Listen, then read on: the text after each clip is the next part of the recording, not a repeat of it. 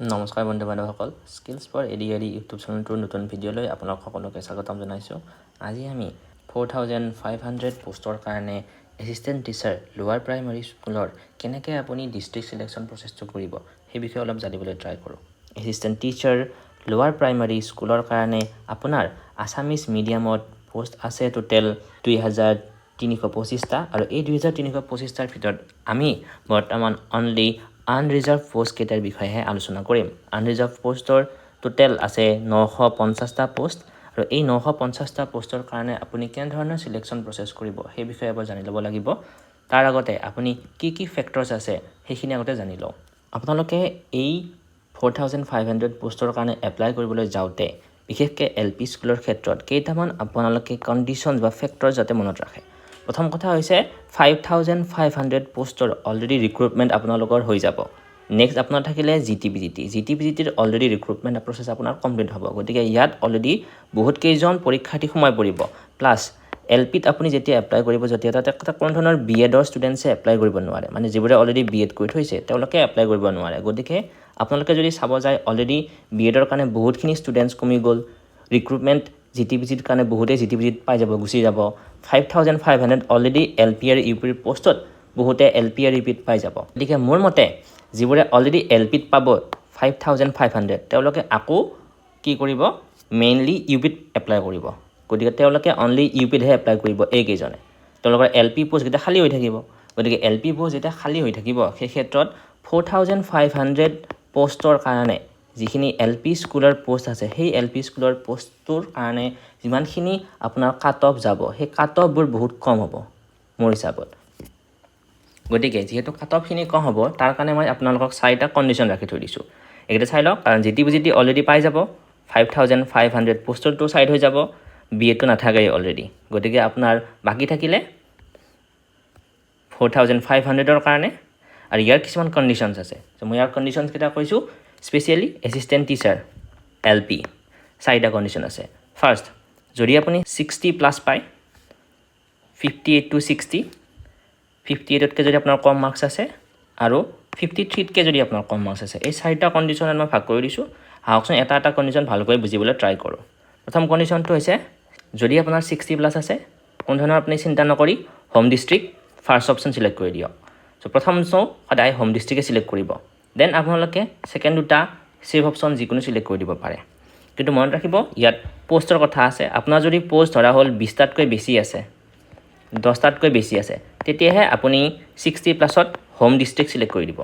ইয়াত চাই লওক, আপোনালোকে বাকী সকলোবোৰে নিজৰ ক্ষেত্ৰত যদি 60+ পাই আছে নিজৰ হোম ডিষ্ট্ৰিক্ট এপ্লাই কৰি দিয়ক।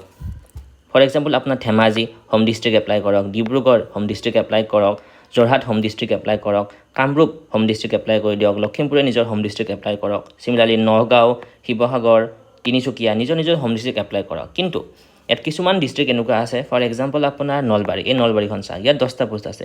10টা পোষ্টটো অকণমান ট্ৰিকি হৈ যাব। এই ক্ষেত্ৰত আপুনি নলবাৰী এপ্লাই নকৰি, আপোনাৰ যদি কনফিডেঞ্চ নাই তেনেহ'লে ইয়াৰ ওচৰে পাজৰে চাওক। আপোনাৰ ওচৰত কি আছে, কামৰূপ 74 এপ্লাই কৰি দিয়ক। আপোনাৰ গোৱালপাৰাও আছে 31টা পোষ্ট, ইমান কম নহয়, এপ্লাই কৰি দিয়ক। বঙাইগাঁও 28 আছে, এপ্লাই কৰি দিব পাৰে। বৰপেটা 28 আছে। গতিকে নলবাৰী কেইজনে যাতে পটককৈ নলবাৰী এপ্লাই নকৰে, কাৰণ ইয়াৰ চান্সেছ বহুত কম। আপুনি যদি 65+ পাই আছে তেতিয়া আপুনি নলবাৰী এপ্লাই কৰি থৈ দিয়ক, কথা নাই 10টা পোষ্টত। কিন্তু বাকী ক্ষেত্ৰত নকৰিব। আপোনালোকে ডাইভাৰ্চিফাই কৰি দিয়ক, আপুনি নগাঁও চিলেক্ট কৰিব পাৰে ইজিলি। গতিকে সেইবোৰ একো চিন্তাই কৰিব নালাগে। যিসকলৰ অলৰেডি 20+ পোষ্ট আছে হোম ডিষ্ট্ৰিক্টত আনৰিজাৰ্ভ, গতিকে নগাঁৱৰ যদি হয় আপুনি নগাঁৱে চিলেক্ট কৰক। যদি আপোনাৰ 60ৰ ওপৰত আপোনাৰ স্ক'ৰ আছে, যদি আপুনি শিৱসাগৰ হয় শিৱসাগৰ এপ্লাই কৰক, কামৰূপ হ'লে কামৰূপ, লখিমপুৰ হ'লে লখিমপুৰ। মাত্ৰ এইকেইটা ট্ৰিকি হ'ব, বিশেষকৈ নলবাৰীটো ট্ৰিকি হৈ যাব পাৰে, নাইবা দৰংটো ট্ৰিকি হ'ব পাৰে, কাৰণ দৰঙত এই 25টা পোষ্ট খালী আছে মেইনলি চহৰ অঞ্চলত। গতিকে আপোনাৰ যদি ইচ্ছা নাই যাবৰ কাৰণে তেনেহ'লে ইয়াত আপুনি এপ্লাই নকৰাই বেটাৰ হ'ব। চিমিলাৰলি আপোনালোকৰ বিশ্বনাথত 41 আছে, এপ্লাই কৰি দিব পাৰে। চৰাইদেউ 38 এপ্লাই কৰক। মানে আপুনি অলৰেডি যদি 60+ পাই আছে আপুনি নিশ্চিন্ত মনে থাকক আৰু এপ্লাই কৰি দিয়ক নিজৰ হোম ডিষ্ট্ৰিক্ট প্ৰথমখন। চ' ফাৰ্ষ্টখন সদায় হোম ডিষ্ট্ৰিক্ট এপ্লাই কৰক। দেন আপুনি বাকী দুখন ডিষ্ট্ৰিক্ট ওচৰে পাজৰৰ ছেফ অপশ্যন চিলেক্ট কৰি দিয়ক, কাৰণ ওচৰে পাজৰে আপোনাৰ বহুতখিনি ছেফ অপশ্যন থাকিব পাৰে। ইজিলি এতিয়া আপোনাৰ নলবাৰী থাকিব পাৰে, নলবাৰী নহয় নগাঁও 78 থাকিলে আপুনি কামৰূপ এপ্লাই কৰক, একদম ওচৰে পাজৰে এপ্লাই কৰি একো প্ৰব্লেম নহয়। যদি আপোনাৰ অকণমান ডাইভাৰ্চিফাই কৰিব ইচ্ছা আছে আপুনি আপাৰত গুচি যাওক, আপাৰত যায় আপুনি আপোনাৰ বহুতকেইখন ডিষ্ট্ৰিক্ট আছে য'ত নেকি বেছি পোষ্ট আছে শিৱসাগৰ যদি আপুনি শিৱসাগৰ যাব ইচ্ছা আছে আপোনাৰ 88 গতিকে কি কৰক নিজৰ ওচৰে পাজৰে যিবোৰ ডিষ্ট্ৰিক্ট আছে সেইবোৰ চিলেক্ট কৰি দিয়ক ইয়াত পোষ্ট থকা বহুত আছে যোৰহাটত আপোনাৰ 58 আছে গতিকে আপুনি যদি আপাৰ আছাম হয় আপাৰ আছামৰ কাৰণে বহুত সুবিধা হৈছে কাৰণ যোৰহাট আছে আপোনাৰ শিৱসাগৰ আছে আপোনাৰ দেন লখিমপুৰ আছে বহুতখিনি ডিষ্ট্ৰিক্ট আছে য'ত নেকি আপাৰ আছামত আনৰিজাৰ্ভৰ কাৰণে পোষ্ট বহুতকেইটা খালী আছে গতিকে 60+ থাকিলে নিজৰ হোম ডিষ্ট্ৰিক্ট চিলেক্ট কৰি দিয়ক আপোনালোকে নেক্সট কণ্ডিশ্যন হৈছে 58 to 60 যদি 58 to 60 হয় প্ৰথমখন সদায় আপুনি সেভ ডিষ্ট্ৰিক্ট চিলেক্ট কৰক দেন তাৰ ৰিস্কি দেন আপোনাৰ সেভ ডিষ্ট্ৰিক্ট এনেকৈ চিলেক্ট কৰক দুখন সেভ ডিষ্ট্ৰিক্ট চিলেক্ট কৰক আৰু এখন য'ত আপোনাৰ ল'বলৈ ইচ্ছা আছে তাত চিলেক্ট কৰক ফৰ এক্সাম্পল আপোনাৰ ধেমাজি আছে 45টা পোষ্ট যদি ধেমাজি হয় আপুনি ধেমাজি এপ্লাই কৰি দিয়ক